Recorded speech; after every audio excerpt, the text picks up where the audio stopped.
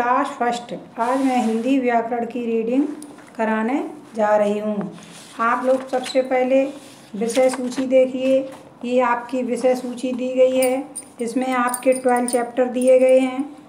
9 chapter अर्धवार्षिक परीक्षा प्रश्न पत्र तक आएगा। इसमें आपको 5 चैप्टर मुझे PA1 तक का कराना है। इसमें फर्स्ट चैप्टर का नाम दिया गया भाषा और बोली। अब देखिए फर्स्ट चैप्टर, ये भाषा और बोली। भाषा देखिए, अपने विचारों और भावनाओं को अन्य लोगों तक हम बोलकर व लिखकर पहुंचाते हैं और पढ़कर व सुनकर अन्य व्यक्तियों के विचारों को समझते हैं। विचारों एवं भावनाओं का आदान प्रदान ही भाषा है। ध्यान दें, ये भाषा की परिभाषा दी गई है। भाषा विचारों की अभिव्यक्ति का माध्यम है। भाषा के द्वारा हम अपनी भावनाओं और विचारों को अन्य व्यक्तियों तक पहुंचाते हैं। अब देखिए भाषा के प्रकार। अपने विचारों एवं भावनाओं को अन्य लोगों तक हम विभिन्न प्रकार से पहुंचाते हैं व अन्य व्यक्तियों के विचारों एवं भावनाओं को समझते हैं। भाषा के विभिन्न रूप होते हैं। बोलना और सुनना। बोलकर हम अपनी बात दूसरों को समझाते व सुनकर हम दूसरों की बातों को समझते हैं। इसमें देखिए ये दिया गया है चित्र, इसको आप देखकर पढ़ेंगे।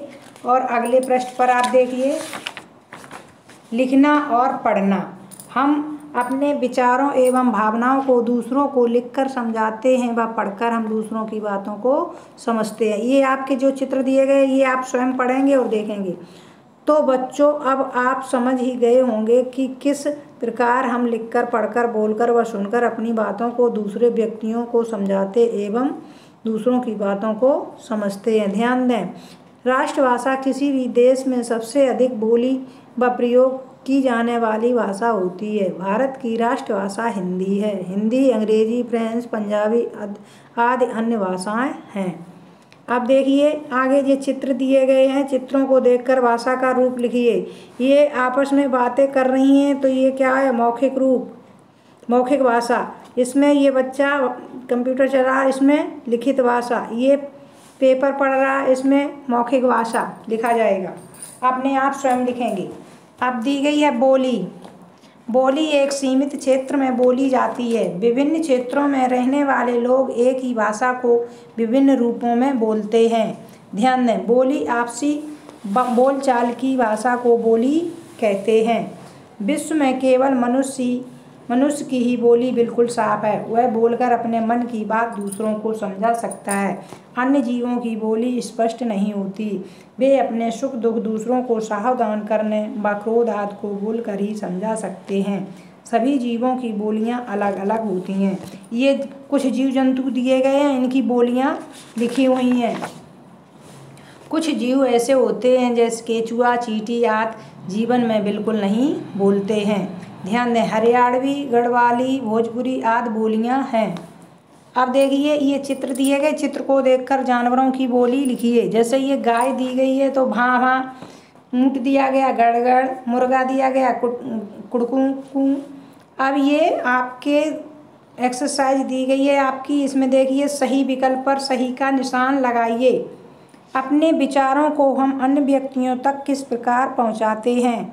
तो नंबर आप टिक लगाइए लिखकर। नंबर दूसरा है भाषा की राष्ट्रभाषा हिंदी है। नंबर आप टिक लगेगा हिंदी। नंबर तीसरा है सीमित क्षेत्र में बोली जाने वाली भाषा को हम बोली कहते हैं। बा पर टिक लगाइए। अब देखिए खा नंबर रिक्त स्थान, ये आप बुक में फिल करेंगे।